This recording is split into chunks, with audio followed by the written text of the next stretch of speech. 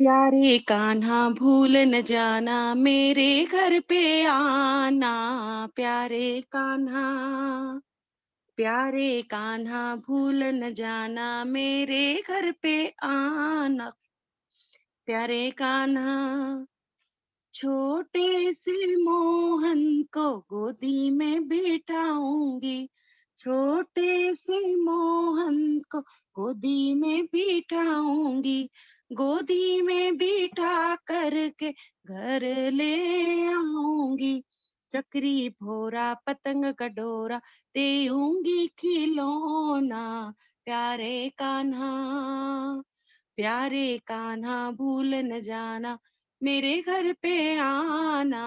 प्यारे कान्हा, चंदन के पाटे पे बैठो गिरधारी। सोने की थाली में पुरसूं हलवा पूरी। लड्डू पेड़ा गुलाब जामुन खाओ मीठा खाना। प्यारे कान्हा, गुलाब जामुन माखन मिश्री खाओ मीठा खाना। प्यारे कान्हा, प्यारे कान्हा भूल न जाना मेरे घर पे आना। प्यारे कान्हा, कपूरी पान का बिड़ला बनाऊंगी। छप्परी पलंग पे गिरधर को सुलाऊंगी। चुन चुन कलियां सेज बिछाऊं फूलों का बिछौना। प्यारे कान्हा, चुन चुन कलियां सेज बिछाऊं फूलों का बिछौना। प्यारे कान्हा, प्यारे कान्हा भूल न जाना मेरे घर पे आना। प्यारे कान्हा, यमुना किनारे पे हौले हौले जाऊं। यमुना किनारे पे हौले हौले जाऊं। कदम की डाली नीचे तेरा ध्यान लगाऊं। कदम की डाली नीचे तेरा ध्यान लगाऊं। कृष्ण बनैया बंसी बजैया गाओ मीठा गाना। प्यारे कान्हा, कृष्ण कन्हैया बंसी बजैया गाओ मीठा गाना। प्यारे कान्हा, प्यारे कान्हा भूल न जाना मेरे घर पे आना। प्यारे कान्हा, ये विशेष भजन था आज के टॉपिक से रिलेटेड, जो कि हमसे हमारे भगवान का संबंध बनाता है। तो चलो आज अब हम भगवान के साथ होली मनाते हैं। आनंद आयो रे रघुवर जी माँ पर रंग बरसायो रे। कि आनंद आयो रे, हाँ हाँ आनंद आयो रे रघुवर जी माँ पर रंग बरसायो रे। कि आनंद आयो रे, सुरसती गणपति शिव पार्वती ऐसो साज सजायो रे। सुरसती गणपति शिव पार्वती ऐसो साज सजायो रे। रामायण और सतसंगत को जोग मिलायो रे।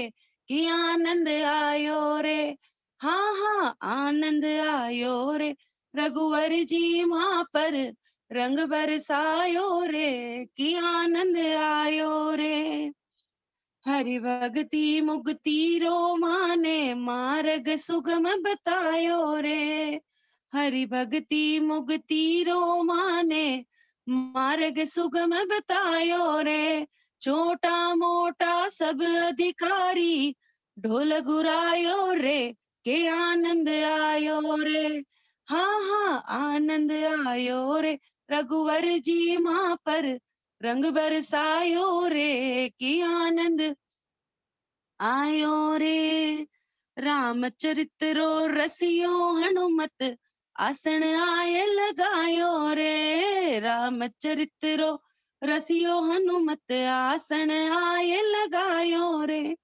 गुप्त वेश में ताल बचावे, अंजनी रोजायो रे के आनंद आयो रे। गुप्त भेष में ताल बजावे, माता अंजनी रोजायो रे के आनंद आयो रे। हाँ हाँ आनंद आयो रे, सियावर जी माँ पर रंग बरसायो रे के आनंद आयो रे। क्रोड़ उपाय करया नहीं छूटे, ऐसो रंग जमायो रे। करोड़ उपाय करया नहीं छूटे, ऐसो रंग जमायो रे। पाप कर्म रो कूड़ो कचरो, धोए बहायो रे कि आनंद आयो रे। पाप कर्म रो कूड़ो कचरो, धोए बहायो रे कि आनंद आयो रे। हाँ हाँ आनंद आयो रे, सियावर जी माँ पर रंग बरसायो रे कि आनंद आयो रे। रघुवर जी रे राज तिलक रो, उत्सव आज मनायो रे। रघुवर जी रा राज तिलक रो, उत्सव आज मनायो रे। नभ में देव पुष्प बरसावे, मंगल छायो रे कि आनंद आयो रे। नभ में देव गुलाल बरसावे, मंगल छायो रे कि आनंद आयो रे। हाँ हाँ आनंद आयो रे, रघुवर जी माँ पर रंग बरसायो रे कि आनंद आयो रे। आनंद आयो रे, सियावर जी माँ पर रंग बरसायो रे कि आनंद आयो रे कि आनंद आयो रे। बोलो रघुवर जी की जय हो, सियापति रामचंद्र जी की जय हो, कृष्ण कन्हैया लाल की जय हो। सभी को होली की बहुत बहुत ढेर सारी शुभकामनाएं। राम राम। सियावर रामचंद्र जी की जय। मोर मुकुट बंसी वाले की जय। श्री गंगा मैया की जय। श्री गीता माता की जय। अनंत कोटि सब संत महात्माओं की जय। साधक संजीवनी की जय। सभी को होली के राम राम। आज होली का पावन त्योहार है और सभी बच्चों को होली, विशेषकर होली बहुत पसंद होती है। तो होली को सही मायने में हम कैसे सेलिब्रेट करेंगे, उसके ऊपर ही आज हम डिस्कशन करेंगे। तो उससे पहले कुछ थोड़ी सी इंफॉर्मेशन दे देती हूँ कि गीता बाल संस्कार की तरफ से वेबसाइट लॉन्च की गई है, sadaksanjeevani.in। उसको बच्चे ज्यादा से ज्यादा शेयर करें और लाइक करें। इंस्टा पर भी है, फेसबुक पर भी है। आप ज्यादा से ज्यादा घर बैठे इसका प्रचार करें, विजिट करें और आगे से आगे फॉरवर्ड करें, जिससे साधक संजीवनी का प्रचार ज्यादा से ज्यादा होगा। और ये हम सबका व्यक्तिगत काम है, प्लीज इसको सीरियसली लें। हमें देखो, घर बैठे इतना बड़ा चांस मिल रहा है, कहीं जाने की जरूरत नहीं, कुछ कुछ भी पैसे खर्च करने की जरूरत नहीं, और घर बैठे सबके पास मोबाइल होता है। सिर्फ इसको क्लिक कर दें, विजिट कर लें, शेयर कर लें और लाइक कर दें। आज होली का त्योहार है। होली की सभी को बहुत सारी शुभकामनाएं। हम भारतवासी बहुत ही लकी हैं, क्योंकि हम लोगों को बहुत सारे त्योहार मनाने को मिलता है और भगवान के अवतार भी भारत में ही हुए हैं। और हम अपने आप को वैसे लकी मानते हैं और मानना भी चाहिए, क्योंकि भारत त्योहारों का देश है। होली मनाने से पहले हम थोड़ा इस पर विचार करें कि हमारे होली मनाने का भाव क्या है। होली का त्योहार शास्त्रों के आधार पर बहुत गहरा है। आज होलिका दहन करेंगे और कल बच्चे सब रंग से होली खेलेंगे। उत्साह भी मन में बहुत होता है बच्चों का।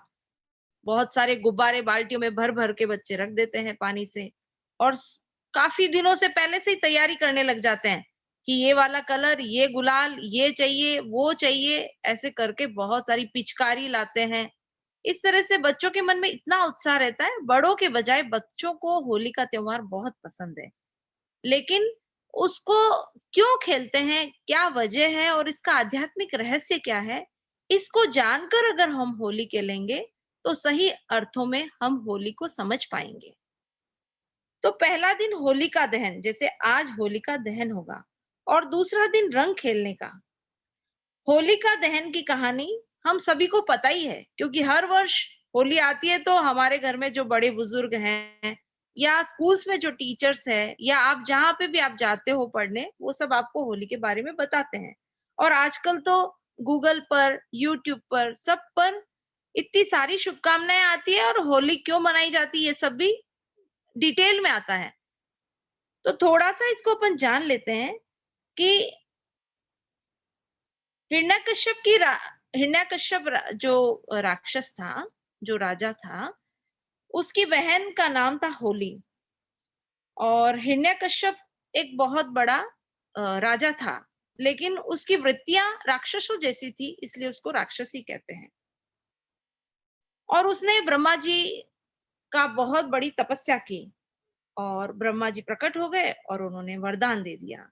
उसने वरदान भी बहुत दिमाग लगा के मांगा कि मैं जल में न मरूं, न मैं थल में न मरूं, मैं मनुष्य से नहीं मरूं, मैं ऊपर नहीं मरूं, मैं नीचे नहीं मरूं। इस तरह से बहुत सारा उसने दिमाग लगाया कि किसी तरह से मैं अमर हो जाऊं, मैं मरूं ही नहीं। और जब ब्रह्मा जी ने उसको वरदान दे दिया, तो वो अब क्या हो गया, उसने उसके पास बहुत सारी एबिलिटीज थी, बहुत मतलब बहुत एबिलिटी थी, लेकिन उसने उसका दुरुपयोग किया और वो सोचने लगा कि अब तो मैं किसी से नहीं मरूंगा, तो वो अत्याचार करने लगा और अपने आप को भगवान समझने लगा। लेकिन उसी का ही पुत्र प्रहलाद जी, जो बहुत बड़े अनन्य भक्त हुए भगवान के, उन्होंने उसे भगवान मानना अस्वीकार कर दिया। अब अब जो हिरण्यकश्यप है, उसको बहुत गुस्सा आता है, उसका अहंकार जागृत हो जाता है और ज्यादा जागृत हो जाता है और वो अपने बेटे को ही मरवाना चाहता है। तो वो बहुत सारे उपाय करता है। क्या क्या उपाय करता है वो भी आप लोगों को पता है, फिर भी थोड़ा सा हम बता देते हैं।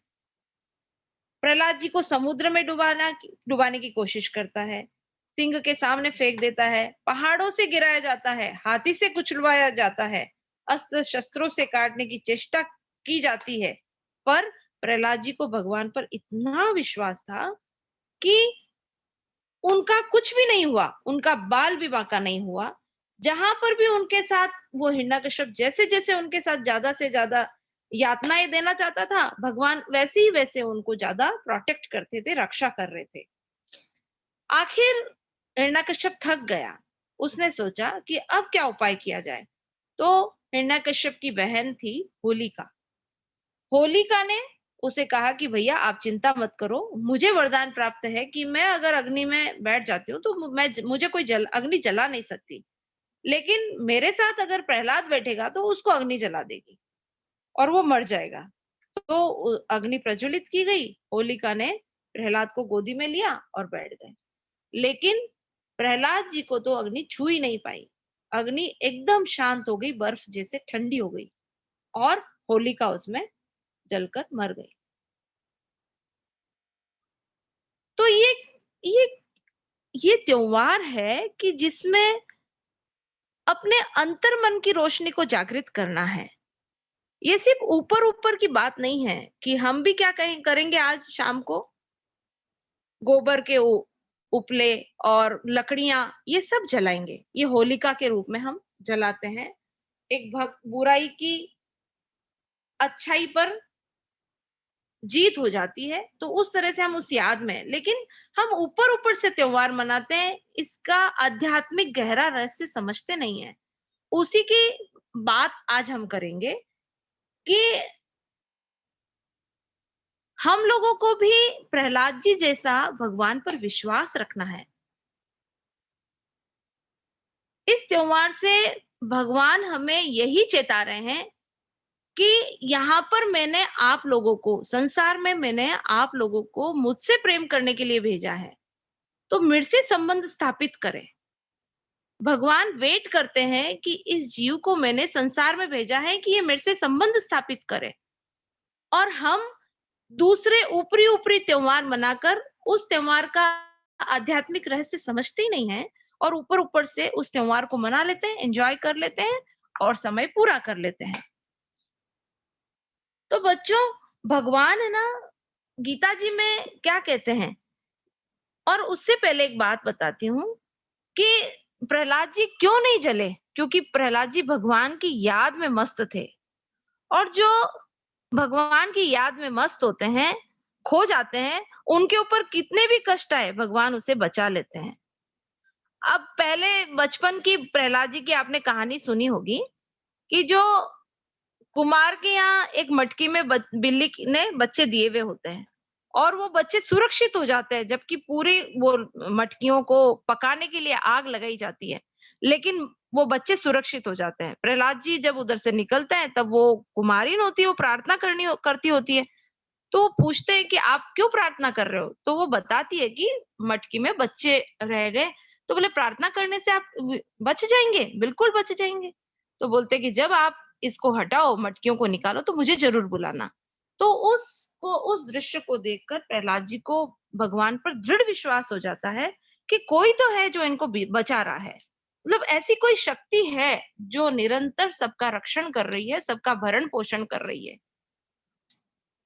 उस वक्त उनको इतना विश्वास हो जाता है कि अब वो अपने पिता को ही, जो पिता हर तरफ से अपना वरदान मांगकर अपने आप को सुरक्षित समझ रहा है, और प्रजा उनको डर के मारे भगवान स्वीकार कर रही है, लेकिन प्रहलाद जी उसको अस्वीकार कर रहे हैं, क्योंकि उनका अनन्य अनन्य प्रेम, अनन्य भरोसा भगवान पर हो गया है।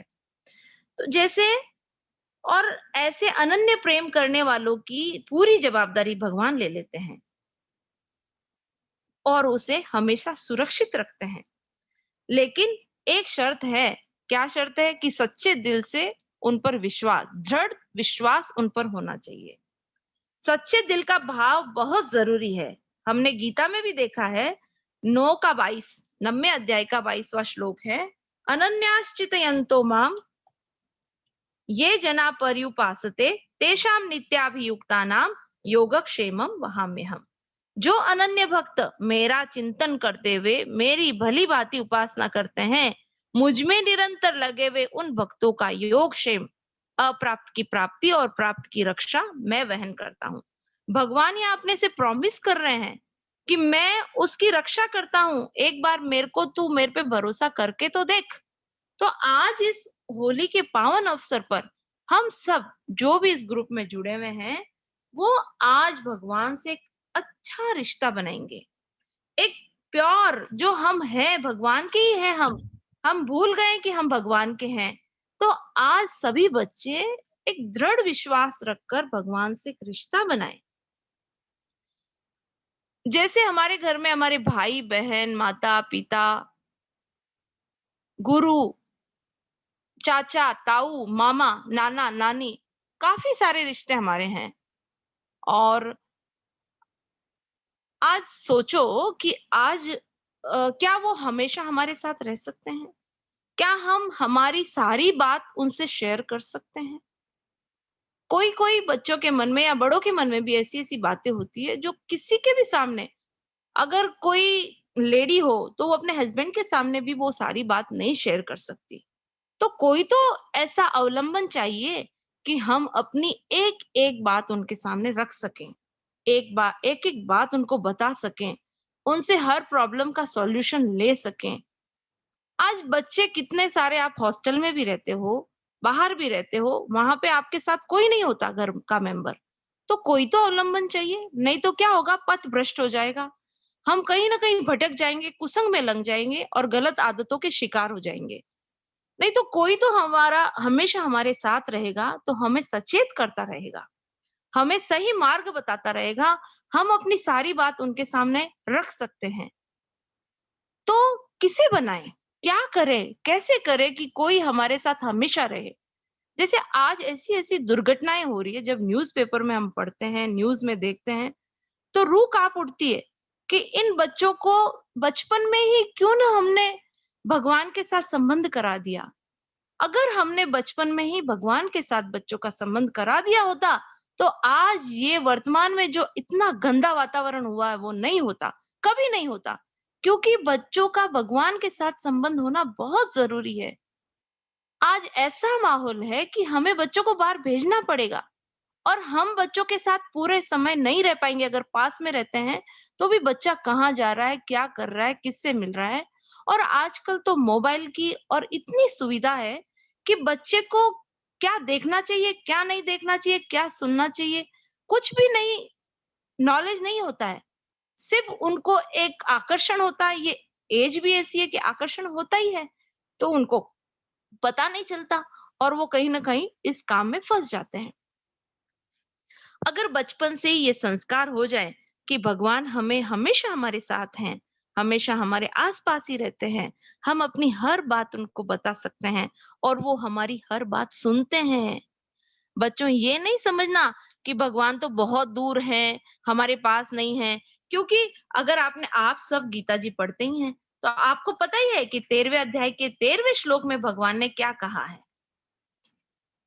भगवान 13वें अध्याय के 13वें श्लोक में कहते हैं, सर्वतः पाणिपादं तत् सर्वतोश्री शिरोमुखम सर्वतः श्रुति मल्लोके सर्वमावृत्य तिष्ठति।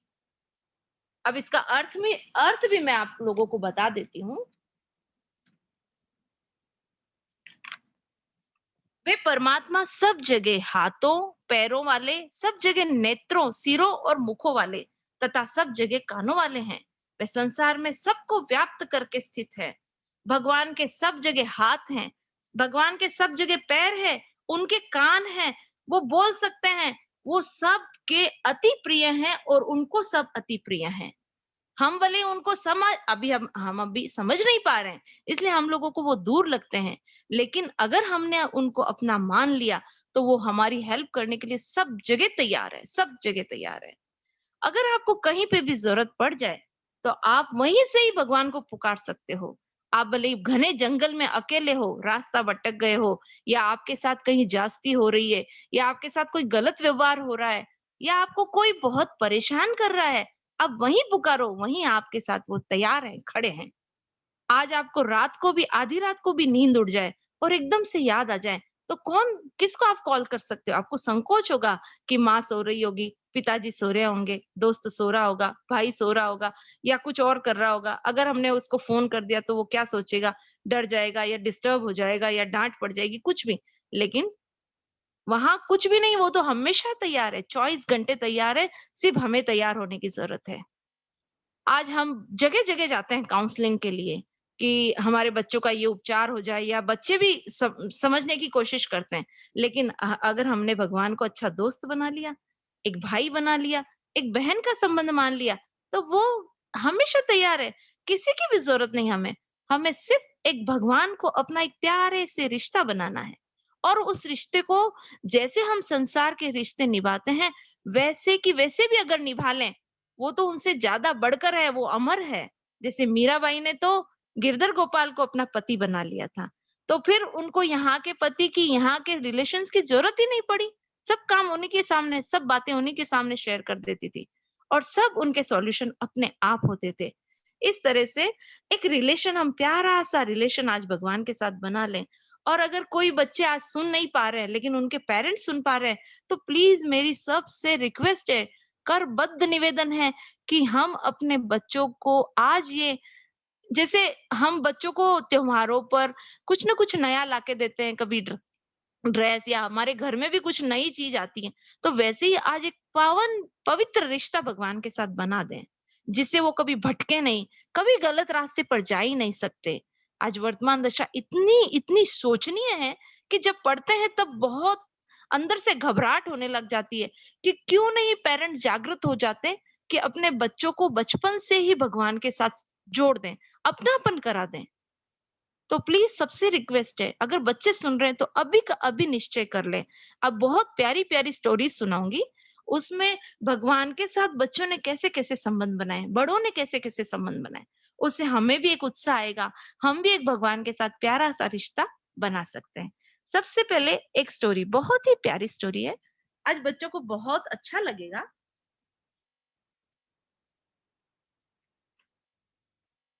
गोवर्धन बड़ा सुंदर गांव है।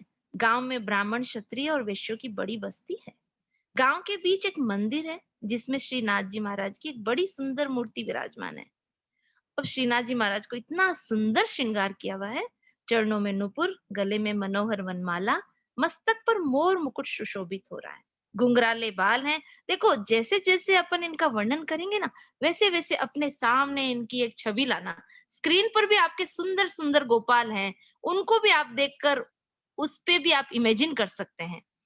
नेत्रों की बनावट मनोहारिणी है, पीतांबर पहने हुए हैं, मूर्ति में इतनी सुंदरता है कि देखने वालों का मन ही नहीं भरता। मंदिर के पास एक गरीब ब्राह्मण का घर था।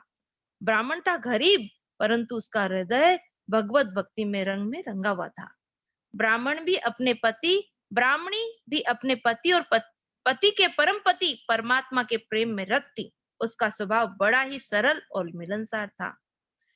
कभी किसी ने उसके मुख से कड़ा शब्द सुना ही नहीं। पिता माता के अनुसार ही प्राय पुत्र का स्वभाव हुआ करता है। इसी न्याय से ब्राह्मण दंपति का पुत्र गोविंद भी बड़े सुंदर स्वभाव का बालक था। उसकी उम्र 10 वर्ष की थी। गोविंद बहुत सुंदर था, बहुत सुंदर था। और क्या करता था, शाम को गोविंद गांव के बाहर अपने साथी सतानंद और रामदास के साथ खेला करता था। एक दिन खेलते खेलते संध्या हो गई। गोविंद घर लौट रहा था तो उसने मंदिर में आरती का शब्द सुना। शंख, घंटा, घड़ियाल आदि झांझ की आवाज सुनकर गोविंद भी मंदिर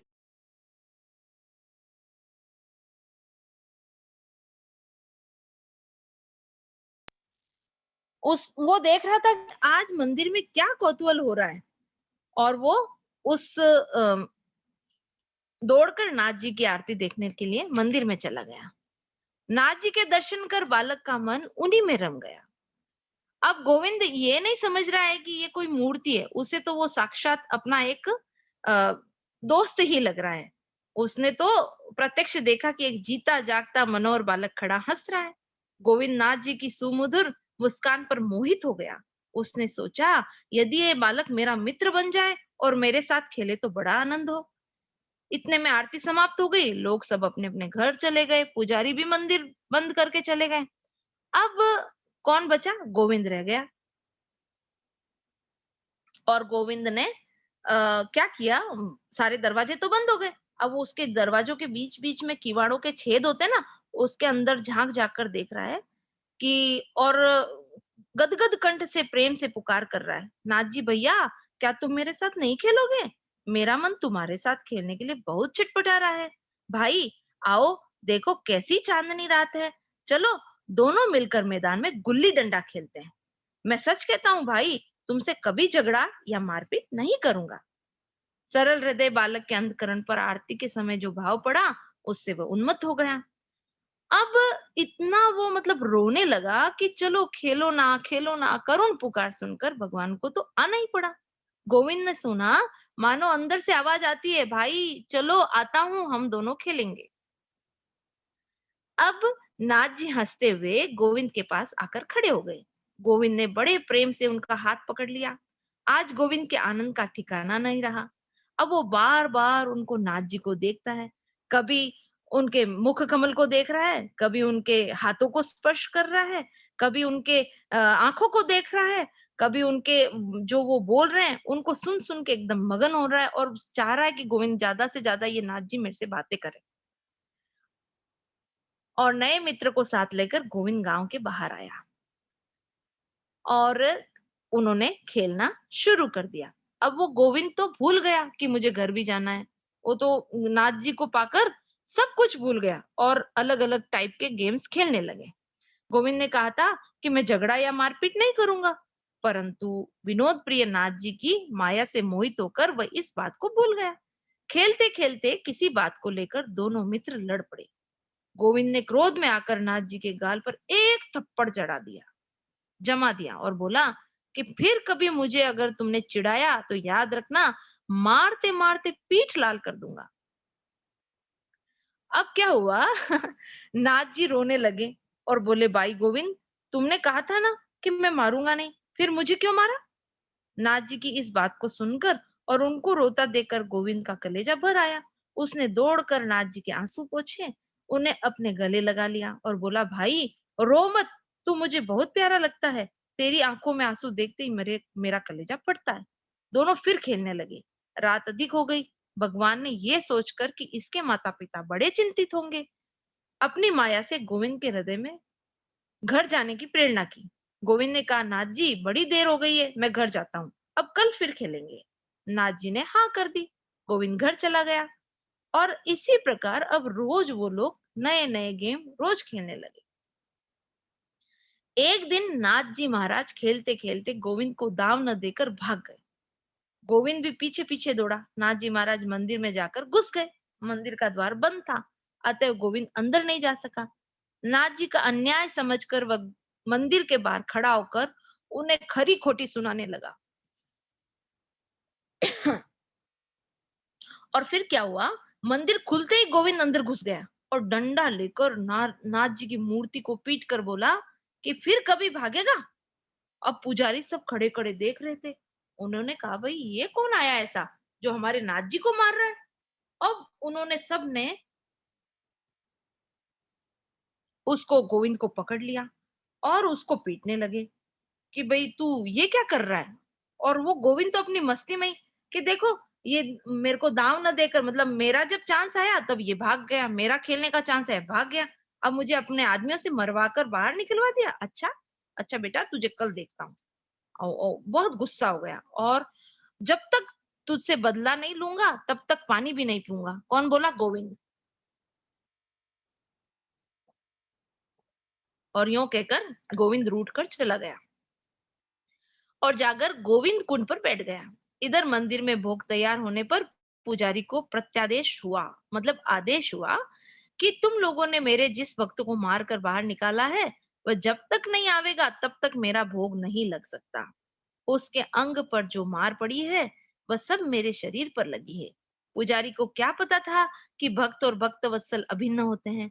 खैर पुजारी जी बड़े हैरान हुए, दौड़े और खोजते खोजते कुंड कुंड पर गोविंद को पाकर कहने लगे, भाई तुझे नाथ जी बुला रहे हैं,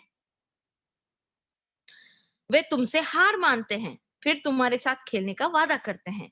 ब्राह्मण के वचन सुनकर गोविंद ने कहा, जाता तो नहीं, वही मेरे पास आता, और जब मैं उसे खूब पीटता तभी वह सीधी राह पर आता। पर अब जब कि उसने हार मान ली है, तब तो चलो चलता हूँ।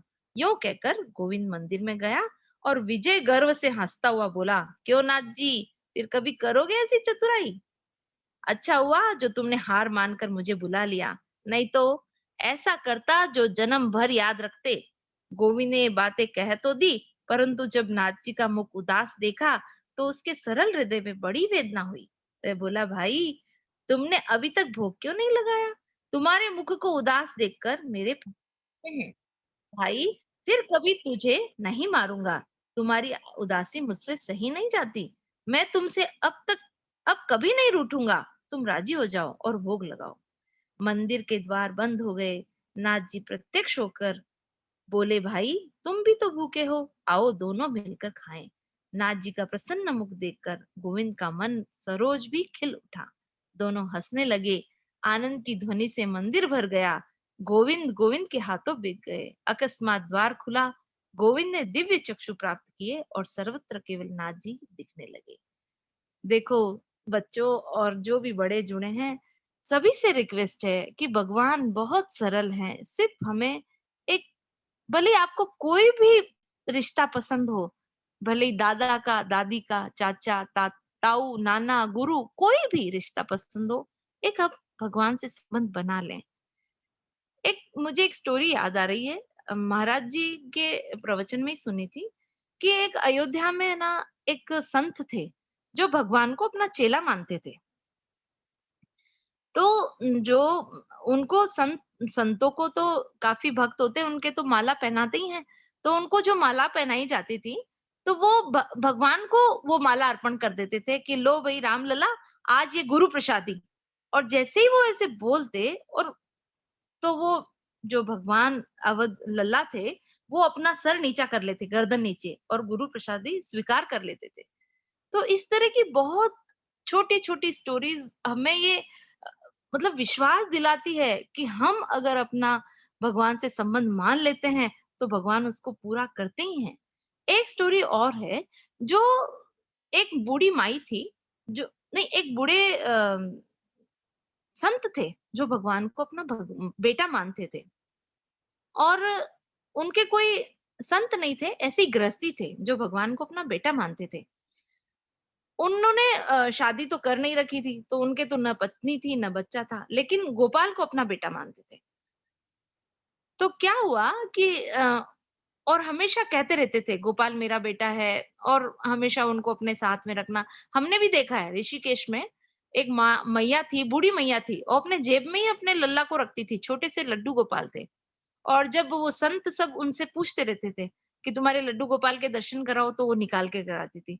सर्दियों में ज्यादा स्नान नहीं कराना, उनको अपनी गोदी में ही रखना, ओढ़ा के रखना। तो वो ये एकदम से याद आ गई बीच में बात। तो जो वो गृहस्थ थे, वो अपने गोपाल को बेटा मानते थे। तो उनका जब शरीर शांत हुआ, तब है ना,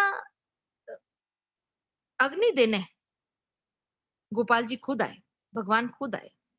और जो सब उनके साथ में, जो उनके परिवार वाले थे और आस-पड़ोस वाले थे, एकदम सब अचंभित रह गए, और वो मतलब स्तब्ध हो गए। उनको पता ही नहीं चला।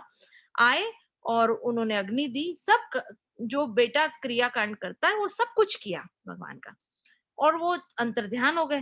फिर सबको होश आया कि ओहो! कौन आया था, और कौन? फिर एकदम से आया कि ये तो भगवान ही आए थे, क्योंकि वो बूढ़े बाबा जी कहते थे कि लल्ला मेरा बेटा है।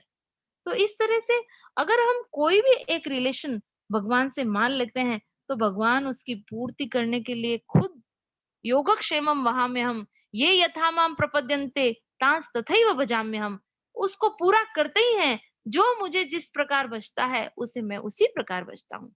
अब एक इतनी सुंदर स्टोरी है कि मेरे को भी आज पढ़ के इतना अच्छा लगा ये स्टोरी। मैं मतलब इस स्टोरी को मैं काफी बार याद करती हूँ। तो मुझे ऐसे लगता है बच्चों के साथ भी ये स्टोरी शेयर करनी चाहिए। मामा श्री प्रयागदास जी की स्टोरी है। अब ये मामा कैसे बन गए, किसी को कुछ पता नहीं। एक्चुअली ये मामा इसलिए बन गए क्योंकि ये सीता जी को अपनी बहन मानते थे। क्या हुआ कि जनकपुर में एक ब्राह्मणी माता रहती थी। उसके पति स्वर्ग में थे, स्वर्ग सिधार गए थे, और उसके घर में बहुत परेशानी थी, बहुत गरीब थी। उसके एक ही बेटा था, उनका नाम था प्रयागदत्त। एक दिन उसने अपनी माता से पूछा, माँ क्या मेरे और कोई नहीं है? माता ने बच्चे के संतोष के लिए कह दिया, हाँ बेटा, तुम्हारे है क्यों नहीं? तुम्हारे बहनों ही है ना। क्योंकि जनकपुर में जो भी होता है ना, मोस्ट ऑफ वो सीता जी को अपनी या तो बहन मानते हैं या फिर अपनी बेटी मानते हैं। तो वो माँ अपनी अ, सीता जी को अपनी बेटी मानती थी। तो बोले कि चक्रवर्ती राजा धीराज हैं, वो तुम्हारे जिया जी हैं, और अयोध्या उनकी राजधानी है। मिथिला की माताएं स्वभाववश जनक नंदिनी को पुत्री या भगिनी भाव रखती हैं। बच्चे ने कहा, तो माँ मैं उनके पास जाऊं? माँ बोली, अच्छा, थोड़ा बड़ा हो जा फिर चला जाना। इस प्रकार टाल दिया। अब 2-4 बार टाला, लेकिन बालक के हृदय में अब जिया जी को देखने की बहुत इच्छा होने लगी कि मैं जिया जी को कब देखूं। उसकी सुरती बहनोई में लग गई। किसी तरह कुछ दिन बीते। एक दिन फिर प्रयागदत्त ने माता से कहा, अब तो मैं बड़ा हो गया हूँ, अब मुझे जाने दो। माता ने उत्तर दिया, अच्छा तुम्हारी इतनी इच्छा है, तो ठहरो, मैं थोड़ी तैयारी कर देती हूँ, क्योंकि बहन के घर कोई खाली हाथ थोड़ी जाता है, कुछ तो लेकर जाओ। तो माता ने थोड़े चावल इकट्ठे किए, पीस कर थोड़ा शक्कर डाली और सत्तू तैयार कर दिए, और उसके लिए भी थोड़ा अलग दे दिया, और थोड़ा प्रयाग दत्त जी को दे दिया कि जब बहन मिले तब ये दे देना।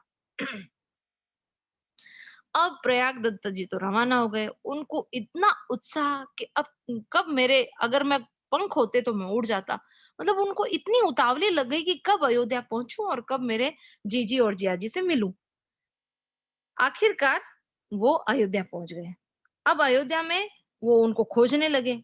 अब सबसे पूछते कि भई वो अयोध्या राजा धीराज चक्रवर्ती राजा धीराज कहाँ हैं? अब सब उनको देखकर हँस देते। बहुत परेशान हो गए और वो तो कहीं मिले ही नहीं। मणिकूट की ओर गए, वहां भी खोजते रहे। फिर तंग आकर एक जगह जहाँ सीता कुंड को जाने के रास्ते के दक्षिण सघन विट पालवली मतलब मस्जिद पुरानी मस्जिद है, वहां बैठ गए, जिसमें पूर्व में हनुमान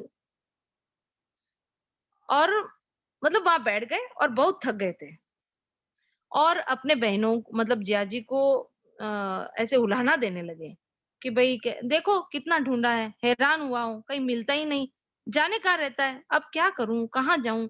इतने में ही एक सफेद हाथी पर वो लगी हुई होती है सोने की अंबरानी में विराजे हुए उनके जीजाजी और जीजी आ जाते हैं। हाथी वहीं साले साहब के पास बैठ गया, यानी प्रयाग दत्त जी के पास हाथी बैठ गया। अब सीता जी ने पूछा, सीता जी नीचे उतरी और राम जी भी नीचे उतरे। सीता जी ने पूछा, भैया माता ने हमारे लिए कुछ दिया है? भैया तो अब उनको देखते ही एकदम इतने आनंद विभोर हो गए कि उनको अपने सुध ही नहीं रही कि मैं कहाँ हूँ और क्या कर रहा हूँ। फिर थोड़ी देर उनको होश आया तो संभल कर कहा, हाँ हाँ बहन, लो ये माँ ने भेजा है, और पोटली दे दी। और उनको बोलने लगे कि दीदी मैंने तो आपको बहुत खोजा, आप लोग मिले ही नहीं, न जाने कहाँ रहते हो, कोई बताता ही नहीं। तो किशोरी जी ने पोटली खोलते हुए कहा, हाँ भैया तुम्हें कष्ट तो बहुत हुआ, क्या करें, हम लोग ऐसी जगह रहते हैं जिसे सब लोग जानते नहीं। जगन माता ने माता की भेजी हुई और भैया की दी हुई उस पोटली में से 2 लड्डू निकाल लिए और शेष प्रयाग दत्त को देते हुए कहा, भैया इन्हें तुम खाना और अब तुम घर जाओ, माता चिंता करती होगी, कुछ दिनों बाद फिर आ जाना और माता से कह देना कि हम लोग बड़े सुख से हैं और फिर मिलेंगे। इस तरह से काफी देर प्रयाग दत्त से जी बातें की और हाथी खड़ा हो गया और कुछ दूर जाकर अदृश्य हो गया। अब प्रयाग दत्त जी की जो हालत थी वो कोई वर्णन नहीं कर सकता। जिनको सीता जी और राम जी दोनों दर्शन दे उनकी तो बात ही क्या है। अब प्रयाग दत्त जी वहीं थोड़ी देर रुके रहे जब तक उनके सामने से एक कोई संत आ गया और उन्होंने देखा कि एक सुंदर मतलब प्रयाग दत्त जी सुगौर कुमार एकदम बेहोश पड़ा है। निकट जाकर उसे ध्यान से देखा और हाल पूछा। यद्यपि उसने ठिकाने से कुछ बताया नहीं, तथापि महात्मा खुद खुद बहुत बड़े महात्मा थे, जीवन मुक्त महापुरुष थे, तो वो ताड़ गए कि कुछ न कुछ इन्होंने दर्शन किए हैं और वो अपनी गुफा में ले गए उनको और स्नान जलपान कराया और फिर हाल पूछा। फिर प्रयाग दत्त जी ने सारा वृत्तांत सारी बात उनको कह दी और रोने लगे। अब क्या हुआ, थोड़ी देर बाद से ही थोड़ी देर गई और कुछ गांव की महिलाएं आई और 2 भोग थाल निवेदन करती बोली, आज हमारे यहाँ भगवान की पूजा और कथा हुई है, ये प्रसाद आप लोगों के लिए लाई हैं, ले लीजिए। थाल तो हम सवेरे ही ले जाएंगे, हमें घर जल्द पहुंचना है, रात हो गई है। थाल रखकर ये कहती हुई तुरंत उल्टे पांव लौट पड़ी। थाल न जाने किस खान के अद्भुत सोने के थे, उस पर पुराने पत्ते बिछे थे जिन पर नाना प्रकार के व्यंजन चुने थे। महात्मा जी और मामा जी मंत्र मुग्ध की तरह देखते रह गए। पीछे जब महात्मा जी ने पत्ते टाल कर मतलब हटाकर थाल देखे तब हैरान रह गए और रहस्य समझ गए कि जगत जननी बहन ने भाई की पहुनाई की है, मतलब भाई यहाँ आया है तो उनको भोजन कराना स्वागत मतलब भाई का आदर सत्कार किया है और दोनों ने प्रेम से प्रसाद पाया और प्रयाग दत्त जी वहां से विदा हुए। और फिर ऐसे थोड़े दिन हुए और उनकी माता का शरीर शांत हो गया। सब लोग कहने लगे कि भाई प्रयाग दत्त जी आप अब अ, शादी कर लें। तो उनका तो मन भगवान में लगा हुआ था, तो वो तो अयोध्या आ गए। अब वो इतने भगवान में रम गए कि उनको लीलाओं के दर्शन होने लगे। एक बार और वो वहां चित्रकूट पहुंच गए, एक बार वो चित्रकूट पहुंच गए और भगवान को और सीता जी को ढूंढने लगे। अब उनको कहीं दिखे नहीं, तो बार बार कभी पहाड़ पे चढ़ के देखते, कभी पेड़ पे चढ़कर देखते कि कहाँ कहाँ चले गए, कहाँ दिखते नहीं है, कभी दिखते नहीं है, ऐसे ढूंढने लगे। अब फिर एक बार क्या हुआ कि उनको एकदम से सीता जी के दर्शन हुए और राम जी के दर्शन हुए। तो फिर वो ना अपने राम जी पे बड़े नाराज हुए और फिर क्या बोले, और मतलब वो ऐसे बोलते ही रहते थे क्योंकि सीता जी वनवास में उन्होंने देखा ना, तो उनको वो पसंद नहीं आया कि मेरी बहन को इतना दुख क्यों दिया जा रहा है। और बोलते थे कि आप तो आए हो वनवास में, मेरी बहन को क्यों लाए हो? अपने आप गया और मेरी सुकुमारी बहन को भी वन भीड़ में लेता गया।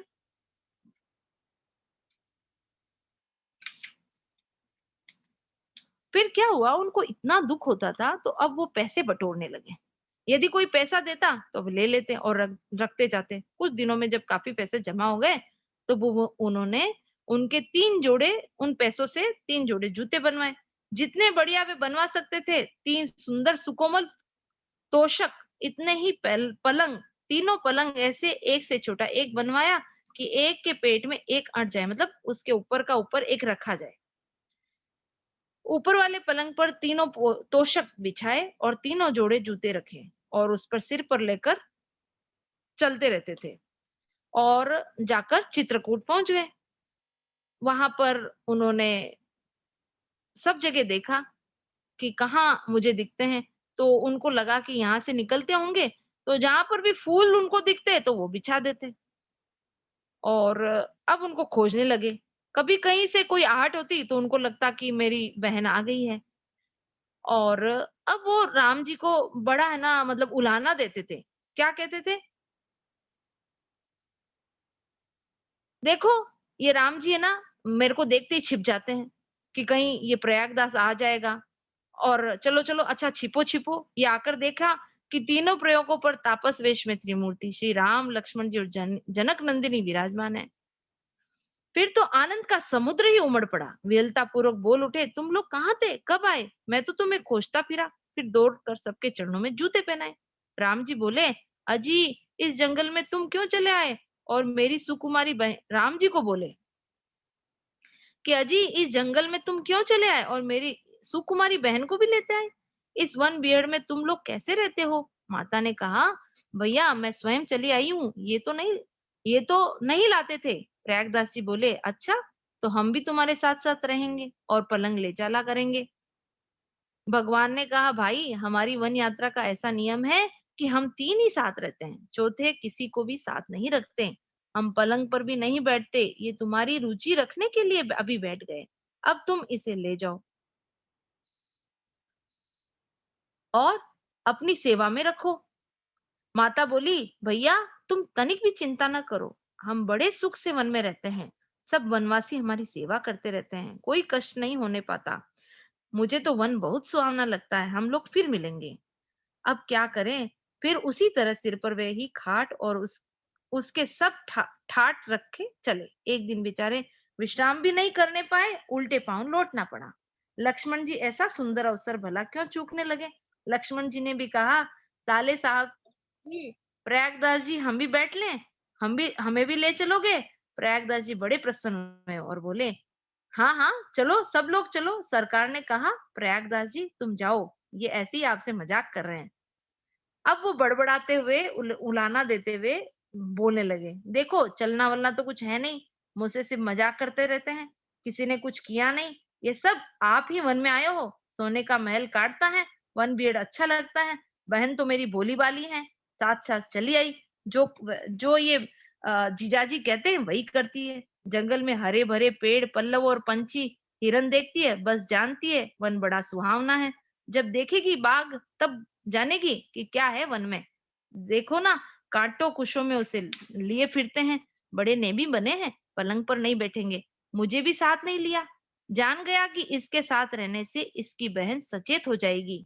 मतलब राम जी को बोल रहे हैं कि अगर ये जानते हैं कि अगर मैं इनके साथ रह गया ना तो इनकी बहन भी सचेत हो जाएगी, अयोध्या लौटने को कहेगी। बड़े चतुर है मेरे जिया जी। वह वो जो अब लक्ष्मण जी को कह रहे हैं कि वो छोटा भी बड़ा खोटा है, कहकर नहीं चला। इस तरह से वो बोलते रहते थे और भगवान उनको देख-देख कर मुस्कुरा रहे हैं।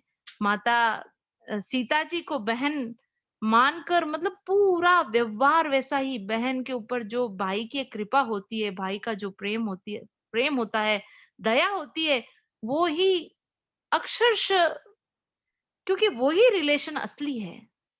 यहाँ के रिलेशन बहुत अच्छे हैं, बहुत अच्छे से निभाने हैं, लेकिन एक जो भगवान के साथ हमारा रिलेशन है, वही असली है, वही हमारे काम का है। तो बच्चों, हम भले सीता जी को बहन मान लें, हम चाहे हमारे जो इष्ट हो, गोपाल जी हो, राम जी हो, गणेश जी हो, हनुमान जी हो, कोई भी इष्ट हो, उनको उनसे अपना एक संबंध स्थापित कर लें और उनसे अपनी हर बात शेयर करें, उनके साथ बहुत बातें करें, उनके साथ खेलें, उनके साथ खाएं, उनको भी भोग लगाएं, हम भी उनका भोग हम पाएं। इस तरह का व्यवहार अगर हमारा हो गया, तो हम कहीं पे भी नहीं अटकेंगे, सारा काम करें। आपको जो बनना है बने। आपको अगर डॉक्टर बनना है, आपको इंजीनियर बनना है, आपको नेता बनना है, आपको एक ईमानदार जो भी बनना है, आपको छोटी से छोटा काम करना है, आपको बड़ा से बड़ा काम करना है। लेकिन भगवान का संबंध बनाकर जो चाहे संसार में जो सामने काम आता है, जो आपके सामने अभी है, वो सब कुछ करना है, सब कुछ करना है। लेकिन संबंध एक प्यारा सा रिश्ता भगवान के साथ जरूर जोड़ना है। हमारी मेरी जान पहचान में एक बहन है, वो भगवान को अपना बेटा मानती है और इतना शुद्ध उनका आचरण है, हम उनको देखते हैं तो हमारा भी उनके गोपाल के प्रति इतना स्नेह हो जाता है। सारी बातें अपनी शेयर कर लेती है, दुख की, सुख की, अच्छाई की, बुराई, मतलब उनके मन में जो बात आती है, आज उनको जो बात सोचने नहीं होती, उनके मन में आ जाती, तो गोपाल को कह देती, देखो गोपाल, मेरे मन में ये बात आ गई, मैं नहीं चाहती हूँ, अब देख ले भाई, तू तेरे देख ले कैसे करना। अब कोई भी बात, उसको कहीं जाना होता है और उसके घर से परमिशन नहीं मिलती, तो भी कह देती है कि देख गोपाल, मुझे परमिशन नहीं मिल रही है। मतलब छोटी से छोटी बात उसके साथ शेयर करेगी, बड़ी से बड़ी बात उसके साथ शेयर करेगी। तो उसको देखकर, और वो इतने निश्चिंत, अच्छा उनके घर में कोई ऐसा भगवान का था ही नहीं, लेकिन उस बहन के कारण उनके घर में सब जनों ने भगवान के साथ रिश्ता हो गया। एक भगवान से अपनापन हो गया। हर काम भगवान से पूछ कर करना। हर जगह उनके जो पति देव हैं, वो भी अगर ट्रैवलिंग में जाते हैं, तो गोपाल को साथ में लेके जाते हैं कि मेरे बेटे को साथ में लेके जाऊँगा। वो बहन ने गोपाल को बेटा माना, तो उनके पति देव ने भी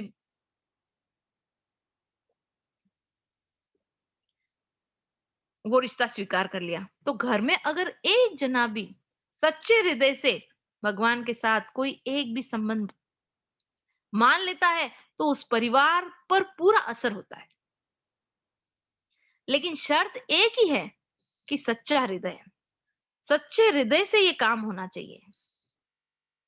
ऊपरी दिखावा नहीं होना चाहिए कि ऊपर-ऊपर से तो हम कह देते हैं कि हमारा ये रिलेशन भगवान के साथ है ये, लेकिन जब काम होता है, काम पड़ता है, तब हम दूसरों को याद करते रहते हैं, भगवान तो याद ही नहीं आते। तो जब हमारी कोई भी चीज़ की, कोई भी बात की कहीं पे भी आवश्यकता हो, सबसे पहले हमें भगवान को याद आना चाहिए। भगवान हमें याद आने चाहिए। ऐसा एक सुमधुर रिश्ता आज होली पे हम लोगों को भगवान के साथ बनाना है। समय तो हो रहा है, लेकिन स्टोरीज़ बहुत सारी है। अगर चाहे तो 1-2 स्टोरी और सुना दें।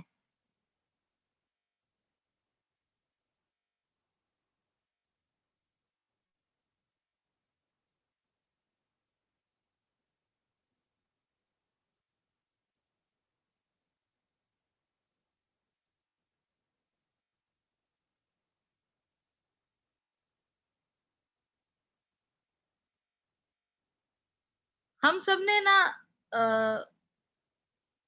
हाँ, वंदना, एक बार मेरी आवाज़ तो आ रही है ना बराबर?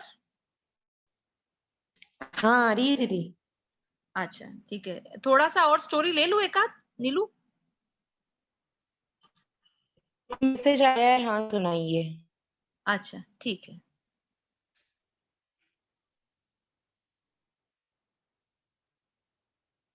मेरे को 1-2 स्टोरीज़ बीच में छोटी-सी याद आ रही है, फिर उसके बाद एक बड़ी स्टोरी ले लेंगे कि एक गोपी के घर में ना बाल कृष्ण लाल है ना माखन चोरी के लिए गए। इतने क्यूट से गोपाल जी हैं, माखन चोरी के लिए गए। अब गोपी उस वक़्त घर में थी नहीं, और छीका ऊपर पड़ा था, तो कैसे ही करके चढ़े और उतार लिया छीका। अब थोड़ा-सा माखन खा लिया, थोड़ा हाथों को लग गया, मुँह पे लग गया, जब तक गोपी आ गई। गोपी ने उनको पकड़ लिया, कि आज तुझे रंगों हाथों पकड़ लिया है मैंने। तो बोला कि मैंने तो कुछ किया ही नहीं, आपने क्यों पकड़ा है? तो बोले तूने मेरा माखन चुराया है ना? तो बोले कि मैंने कहाँ चुराया? वो तो मेरा बैल गुम गया था इसलिए मैं उसको ढूंढ रहा था। क्या अच्छा? तुम्हारा इतना बड़ा बैल मेरे इस मटकी में कैसे मिलेगा तुझे? तो वो उनके हाथ में खिलौना होता है बैल का। तो देखो ये खिलौना तेरे इस मटकी में गिर गया था इसलिए मैं निकाल रहा था। तो बोला अच्छा, तो तुम्हारे मुंह पे माखन कैसे लगा है? वो तो हाथ पे लगना चाहिए। अरे गोपी, मेरे मुंह पे ये चींटी चल रही थी उसको हटाने के लिए मुंह पे लगाया ना तब मुंह पे लग गया। इस तरह से भगवान छोटी छोटी सुंदर सुंदर लीलाएं अपने साथ करते हैं।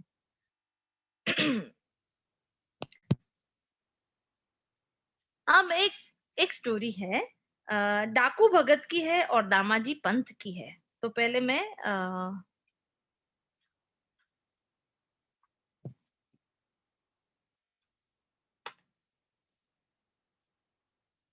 देखो कोई भी कैसा भी हो, अपि चेत सुदुराचारो भजते माम अनन्य भाग साधुरेव समन्तव्य सम्यक व्यवसितो स। मतलब कोई कितना भी पापी हो, कोई भी कैसा भी काम करने वाला हो, नीच से नीच भी काम कर लिया है, लेकिन जब उसका संबंध भगवान के साथ हो जाता है वो भक्त बन जाता है। भगवान गीता जी में कहते हैं कि पुराने जमाने की बात है, एक धनी गृहस्थ के घर भगवत कथा का बड़ा सुंदर आयोजन हो रहा था। ये स्टोरी मुझे लगता है सबको पता होगी, लेकिन ये इसको एक बच्चों को इसलिए सुना रहे हैं कि वो इमेजिन करें कि भगवान कितने सुंदर हैं, और कभी उनको ध्यान करने की मन में आए तो इस तरह से ध्यान करें कि हम भगवान का अगर सुंदर सा रूप चिंतन करेंगे तो वो छवि अंदर उतर आएगी और उसका निरंतर हम लोगों को दर्शन होता रहेगा। और उस डाकू ने ना क्या किया, बहुत जगह, अब उधर तो बाहर तो चल रही थी उनकी कथा, और अंदर जो ये अपनी काम कर रहा था कि कुछ मिल जाए तो मैं लेके भाग जाऊं, ये सब तो व्यस्त है। लेकिन क्या हुआ कि बहुत देर से सब कुछ ढूंढने के बाद भी वहां कुछ मिला ही नहीं। कथावाचक पंडित जी विद्वान तो थे, अच्छे गायक भी थे, वे बीच बीच में भगवत संबंधी भावपूर्ण पदों का मधुर कंठ से गान भी करते। पहले उन्होंने श्रीमद् भागवत के आधार पर संक्षेप में भगवान की जन्म कथा सुनाई, फिर नंदोत्सव का वर्णन करते, और आगे फिर उन्होंने क्या किया, उसी समय सुयोग देकर एक डाकू उस धनी ग्रस्त के घर में घुस आया। अब वो सब कुछ ढूंढ रहा था लेकिन उसको कुछ मिला नहीं। और लेकिन वो क्या हुआ, वो बाहर आ गया जहाँ कथा हो रही थी। कथावाचक पंडित जी महाराज ऊंचे स्वर से कह रहे थे, प्रातःकाल हुआ, पूर्व दिशा उषा की मनोरम ज्योति और अरुण की लालिमा में रंग गई। उस समय व्रज की झांकी अलौकिक हो रही थी। वहां का पत्ता पत्ता चमक रहा था। पक्षीगण मानो इसलिए और भी जोर जोर से चहक रहे थे कि श्री कृष्ण शीघ्र से शीघ्र आकर उनके नेत्रों की प्यास बुझाए। गोए और बछड़े सिर उठा उठा कर बाबा के महल की ओर सब दृश्य दृष्टि से देख रहे थे। अब आगे, अब हमारे प्यारे श्री कृष्ण हमें आनंदित करने के लिए आ रहे होंगे।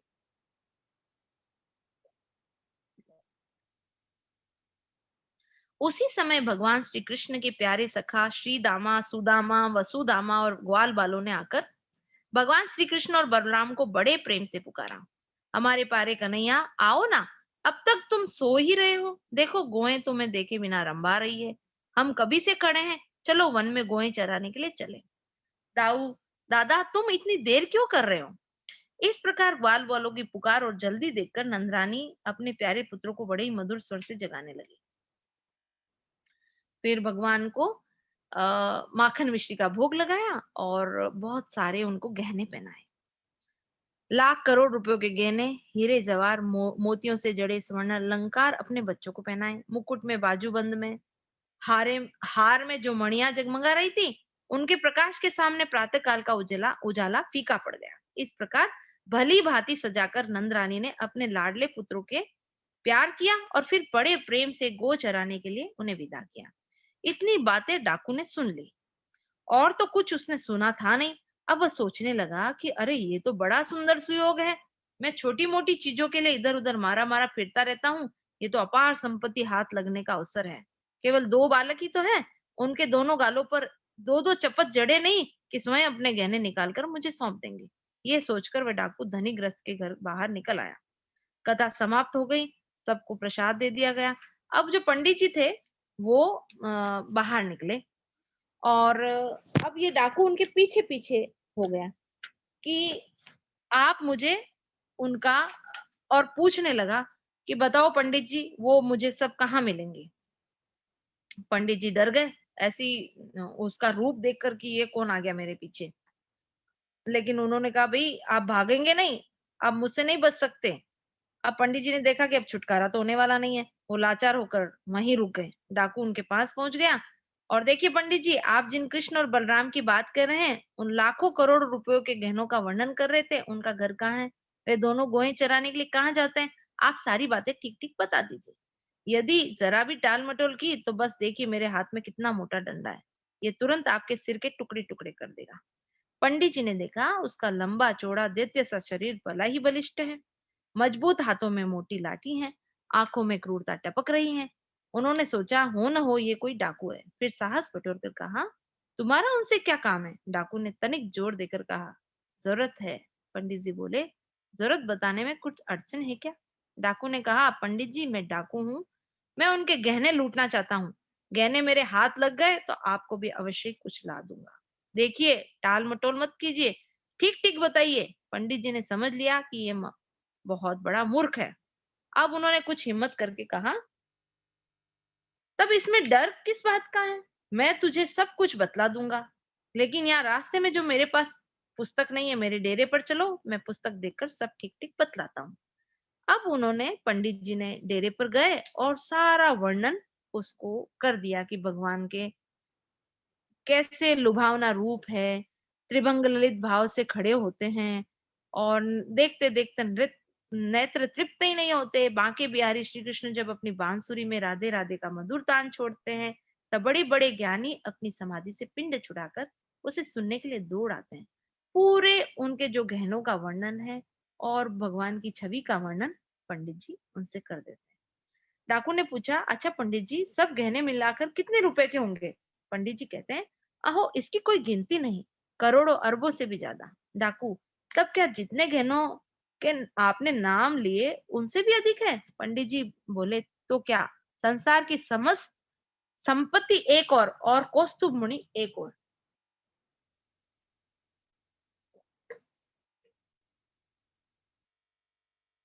फिर भी कोई तुलना नहीं। डाकू ने आनंद से गदगद होकर कहा ठीक है और कहिए वह कैसी है। वह मणि जिस स्थान पर रहती है सूर्य के समान प्रकाश हो जाता है, वह अंधेरा रह नहीं सकता, वैसा रत्न पृथ्वी में और कोई है ही नहीं। डाकू बोला तब तो उसके दाम बहुत ज्यादा होंगे। क्या बोले, एक बार भली भांति समझा तो दीजिए। हाँ एक बात तो भूल ही गया, मुझे किस ओर जाना चाहिए। पंडित जी ने सारी बातें दोबारा समझा दी। डाकू ने कहा देखिए पंडित जी मैं शीघ्र ही आकर आपको कुछ दूंगा। यहाँ से ज्यादा दूर तो नहीं है, मैं एक ही रात में पहुंच जाऊंगा। क्यों, अच्छा, हाँ हाँ एक बात और बताइए, क्या वे प्रतिदिन गोहे चराने जाते हैं। पंडित जी बोले हाँ, और तो क्या। डाकू कब आते। डाकू बोला कि कब आते हैं। पंडित जी बोले ठीक प्रातःकाल, उस समय थोड़ा थोड़ा अंधेरा भी रहता है। डाकू बोला ठीक है, मैं सब समझ गया। अब वो उस तरफ चल पड़ा। अब उसको न तो भूख प्यास नींद सब उड़ गई और उन जो पंडित जी ने भगवान की स्वरूप का वर्णन किया था वो ही उसके सामने लहरा रहा था।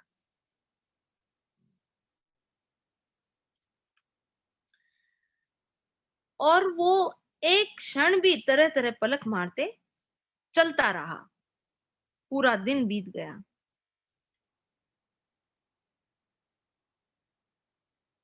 कभी पेड़ पर चढ़कर सुनता कि कहीं, और उसको क्या हुआ कि वहां पे एक बहुत बड़ा जो पंडित जी ने जैसा वर्णन किया था ना वैसा ही उसको सब वहां पे जैसे नदी बह रही है और बड़ा सा यहाँ पे गार्डन है, वहां पे सुंदर सुंदर फूल उगे हुए हैं, वैसा ही सब कुछ उसको दिखने लगा। तो उसको लगा कि यहीं पर ही कृष्ण भगवान आते हैं। और वो कभी पहाड़ पे चढ़कर सुनता है, कभी उसको लगता है अरे यहाँ से आवाज नहीं आएगी, तो वो पेड़ पे चढ़ जाता है। उसको लगता है नहीं नहीं पेड़ से आवाज नहीं आएगी, तो वो कहीं और चढ़ जाता है। इस तरह से वो पूरे टाइम उसी स्वरूप में खो गया। इतना उसको मतलब भगवान से मिलने की एक लालसा जागृत हो गई। अब जब भगवान से मिलने की उसको लालसा जागृत हो गई, तो भगवान को भी उससे मिलने की लालसा जागृत हो गई।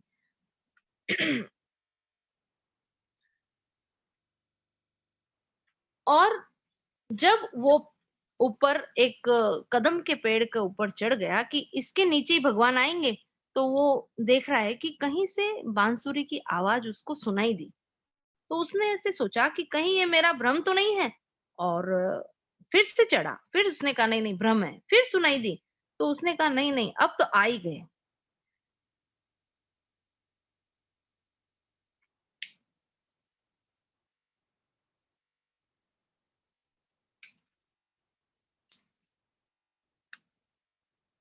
और डाकू के हृदय में आकुलता और बढ़ गई। वह पेड़ से कूदकर जमीन पर आया, परंतु वंशी की आवाज सुनाई न पड़ने के कारण फिर उछलकर कदम पर चढ़ गया। वहां पे भी किसी एक प्रकार की आवाज सुनाई नहीं पड़ी। उसका हृदय मानो क्षण क्षण फटता जा रहा था। अभी अभी उसका हृदय विहर उठता, परंतु ये क्या, उसकी आशा पूर्ण हो गई। दूर बहुत दूर वंशी की सुरीली स्वर लहरी लहरा रही है। वह वृक्ष से कूद पड़ा। हाँ, परंतु हृदय पर फिर अविश्वास की रेखा खिंच गई। कहीं मेरा भ्रम तो नहीं था। वह तुरंत वृक्ष की सबसे ऊंची डाल पर चढ़ गया। हाँ ठीक है, बांसुरी ही तो है। अच्छा, ये स्वर तो और समीप होता जा रहा था। डाकू आनंद के आवेश में अपनी सुध बुध खो बैठा और मूर्छित होकर धरती पर गिर पड़ा। कुछ ही क्षणों में उसकी बेहोशी दूर हुई। आंखें खुली, वह उठकर खड़ा हो गया। देखा तो पास ही जंगल में एक दिव्य शीतल प्रकाश चारों ओर फैल रहा है। उस मनोहर प्रकाश में दो भुवन मोहन बालक अपने अंग की अलौकिक छटा बिखेर रहे हैं। गोहे और ग्वाल बाल उनके आगे आगे कुछ दूर निकल गए हैं। डाकू ने देखा, अभी पुकार भी नहीं पाया था कि मन मुग्ध हो गया। आहा, कैसे सुंदर चेहरे हैं। इनके आंखों से तो अमृत ही बरस रहा है। इनके तो अंग अंग बहुमूल्य आभूषणों से भरे हैं। हाय हाय, इतने नन्हे नन्हे सुकुमार शिशुओं को माँ बाप ने गोए चलाने के लिए कैसे भेज दिया। अहो, मेरा तो जी भरा भर आता है। मन चाहता है इन्हें देखता ही रहूं। इनके गहने उतारने की बात ही कैसी। इन्हें तो और भी सजाना चाहिए, नहीं तो इनके गहने नहीं छीनूंगा। ना ना, गहने नहीं छीनूंगा। वो अपने आप से ही बातें कर रहा है। फिर आया ही क्यों, फिर अपने आप को कहता है कि भाई मैं आया ही क्यों। मैं तो इनके गहने छीनने के लिए ही तो आया हूँ। मैं गहने छीन लूंगा, परंतु इन्हें मारूंगा नहीं। बाबा रे बाबा, मुझसे ये काम न होगा। तत तेरे की, ये मोह छो कैसा। मैं डाकू हूँ, डाकू मैं, और दया। बस बस, मैं अभी गहने छीन लेता हूँ। ये कहते कहते वह कृष्ण और बलराम की ओर दौड़ पड़ा।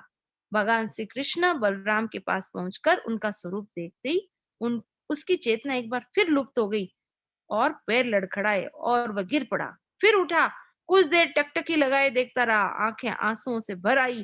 फिर न मालूम क्या सोचा, हाथ में लाठी लेकर उनके सामने आ गया और बोला, खड़े हो जाओ, सारे गहने निकाल कर मुझे दे दो। भगवान कृष्ण बोले, हम अपने गहने तुम्हें क्यों दें। डाकू बोला, दोगे नहीं, मेरी लाठी की ओर देखा है। कृष्ण बोले, लाठी से क्या होगा। डाकू बोला, अच्छा क्या होगा, गहना न देने पर तुम्हारे सिर तोड़ डालूंगा, और क्या होगा। श्री कृष्ण बोले, नहीं, हम लोग गहने नहीं देंगे। डाकू बोला, अभी अभी मैं कान पकड़े के ऐठूंगा और सारे गहने छीन छीन कर तुम्हें नदी में फेंक दूंगा। श्री कृष्ण जोर से बोले, बाप रे बाप, ओ बाबा, ओ बाबा। डाकू ने झपट कर अपने हाथ से कृष्ण का मुंह दबाना चाहा, परंतु स्पर्श करते ही उसके सारे शरीर में बिजली दौड़ गई। वह बेहोश होकर धड़ाम से धरती पर गिर पड़ा। कुछ क्षणों के बाद जब होश आया, तो वह कृष्ण से बोला, अरे तुम दोनों कौन हो। मैं जो जो तुम दोनों को देखता हूँ, त्यों ही त्यों तुम मुझे सुंदर और मधुर मनोहर क्यों दिख रहे हो। मेरी आंखों की पलकें पड़नी बंद हो गई। हाय हाय, मुझे रोना क्यों आ रहा है। मेरे शरीर के सब रोए क्यों खड़े हो गए हैं। जान गया, तुम दोनों देवता हो, मनुष्य नहीं। भगवान कृष्ण बोले, नहीं, हम मनुष्य हैं, हम ग्वाल बाल हैं, हम ब्रज के राजा नंद बाबा के लड़के हैं। डाकू बोला, कैसी मुस्कान है, जाओ जाओ तुम लोग गोए चराओ। मैं अब गहने नहीं चाहता। मेरी आशा दुराशा, मेरी चाह आज सब मिट गई। अब तुम चले जाओ। भगवान कृष्ण बोले, अब तुम हम लोगों को मारोगे तो नहीं, हम अपने सारे गहने तुमको दे देते हैं। और वो डाकू बोलता है, क्या मैं रोज तुमसे मिलने आ सकता हूँ?